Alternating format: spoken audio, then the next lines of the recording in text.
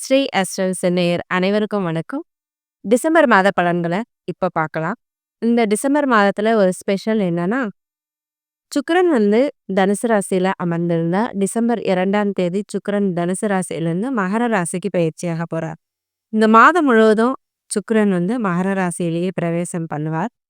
சுக்கிரன்ங்கிறது ஒரு நல்ல கிரகம். ஒரு சுப கிரகம்.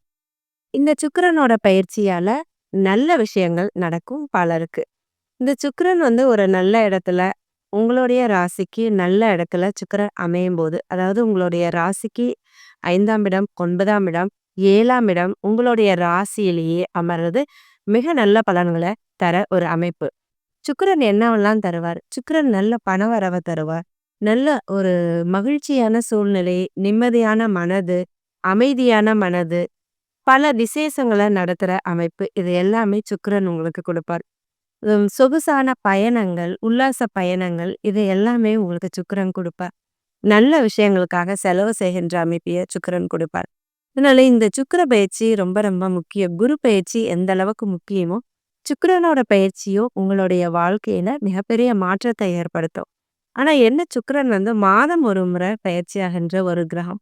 இந்த மாதம் சுக்கிர பயிற்சிய ஸ்பெஷலா ஏன் சொல்றோம்னா, மாச ஆரம்பத்திலேயே 2ஆம் தேதியே சுக்கிரன் பயிற்சியாகிறதுனால, இந்த மாதம் முழுவதும் சுக்கிரன் அதே இடத்துல இருக்கிறதுனாலயும், இந்த சுக்கிரன் எந்த இடத்துல உங்களுக்கு இருக்க போகுது அப்படிங்கிறத பொறுத்து மிகப்பெரிய மாற்றங்கள் உங்களுடைய வாழ்க்கையில ஏற்படும்.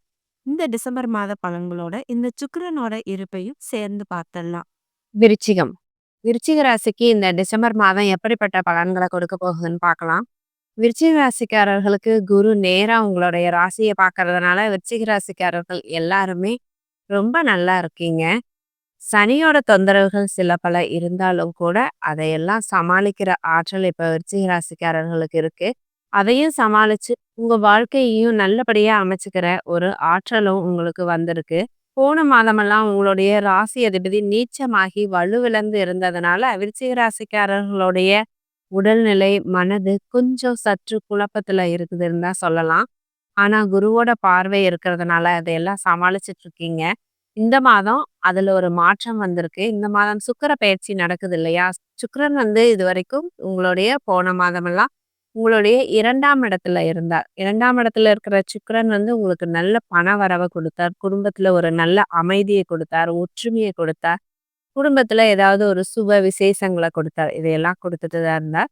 இப்ப அந்த சுக்கிரன் உங்களுடைய 2ஆம் இடத்துல இருந்து 3ஆம் இடத்துக்கு பயிற்சி ஆகுது. இந்த சுக்கிரனோட பயிற்சி அவ்வளவு விசேஷமா விருச்சிக ராசிக்கு அதுவும் 3ஆம் இடத்துல தானே பயிற்சி ஆகுது அப்படின்னு கேட்டீங்கன்னா, இந்த 3ஆம் இடத்துல இருக்கிற சுக்கிரன் உங்களுடைய ராசி அதிபதியான செவ்வாய பார்த்து கொஞ்சம் சுபத்துவப்படுத்துறார், வலிமைப்படுத்துறார்.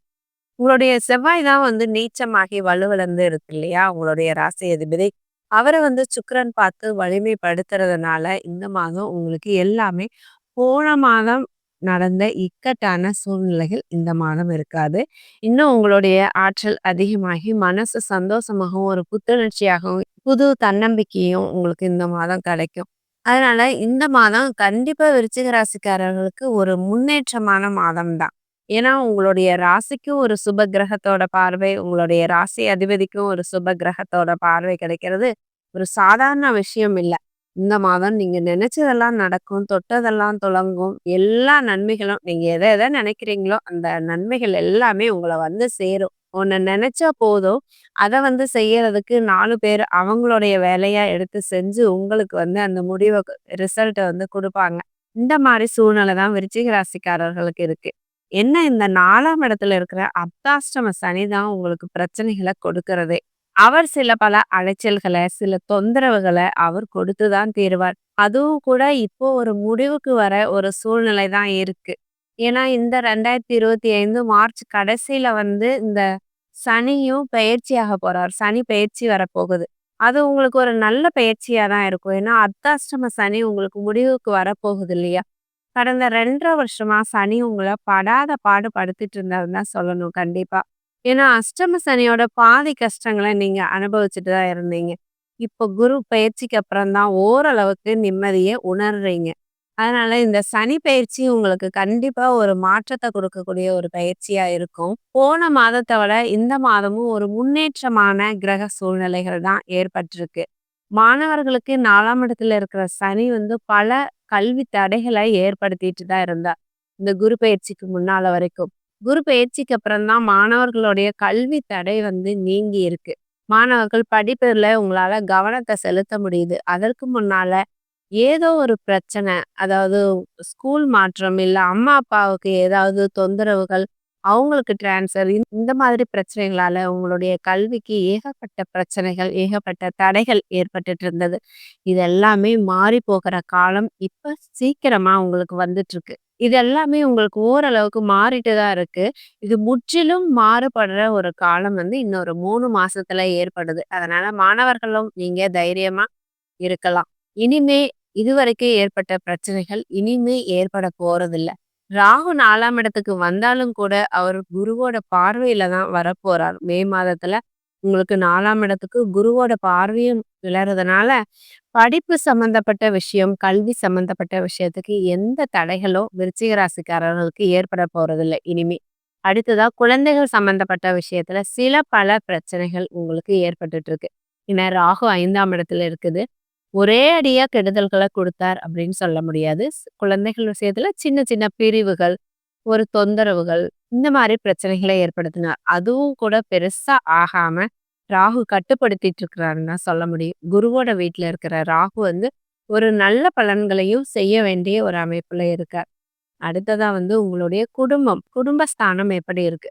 உங்களுடைய குடும்பமும், உங்களுடைய வாழ்க்கை துணை அமைப்பு ரொம்ப நல்லபடியா இருக்கு. ஏன்னா, குடும்பாதிபதி தான் 7ஆம் இடத்துல போயி உங்களுடைய ராசிய நேரா பார்க்குறார்.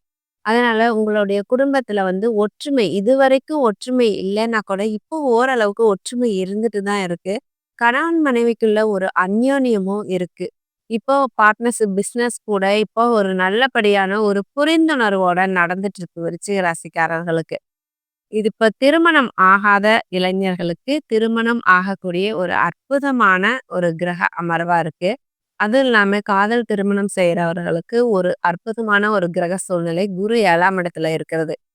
திருமணத்திற்கு பொதுவா நீங்க வரன் பார்த்தா கூட, அது அது கூட மனதுக்கு மிகவும் பிடித்த ஒரு வரனா அமையும் உங்களுக்கு. அதனால திருமணத்துக்காக காத்துட்டு இருக்கிறவங்களுக்கு இப்ப நீங்க திருமணம் செய்யறது ரொம்ப ரொம்ப நல்ல பலனா கொடுக்கும். ஏன்னா குரு 7ஆம் இடத்துல இருக்கும்போது, குரு பலன் இருக்கும்போது திருமணம் செய்யறது உங்களுக்கு நல்ல பலன்கள கொடுக்கும் திருமண விஷயத்துல. விருச்சிக ராசிக்காரர்களுடைய சூழ்நிலை வந்து போன மாதத்த விட சற்று மேம்பட்ட நிலை தான் இந்த டிசம்பர் மாதம் இருக்க போகுது. ஏற்கனவே நல்ல கிரக சூழ்நிலை தான் இருந்தது. ஆனா உங்களுடைய ராசி அதிபதி செவ்வாய் வந்து நீச்சம் அடைஞ்சு இருந்ததுனால, கொஞ்சம் அதுல போன மாதம் மட்டும் ஒரு தொய்வு ஏற்பட்டது. அதுவும் இந்த மாதம் சரி செய்யப்பட்டு விட்டது. அதனால விருச்சிக ராசிக்காரர்கள் வழக்கம் போல நீங்க மிகப்பெரிய நன்மைகள குருவோட பார்வையின் மூலம் அது அனுபவிக்கலாம். நீங்க இதுவரைக்கும் ஸ்ரீ அஸ்ட்ரோவிஷன் சேனல சப்ஸ்கிரைப் பண்ணலன்னா, சப்ஸ்கிரைப் பண்ணிக்கோங்க. பெல் பட்டனையும் அழுத்திக்கோங்க. லைக் பண்ணுங்க, கமெண்ட் பண்ணுங்க, ஷேர் பண்ணுங்க. நன்றி. வாழ்க வளமுடன்.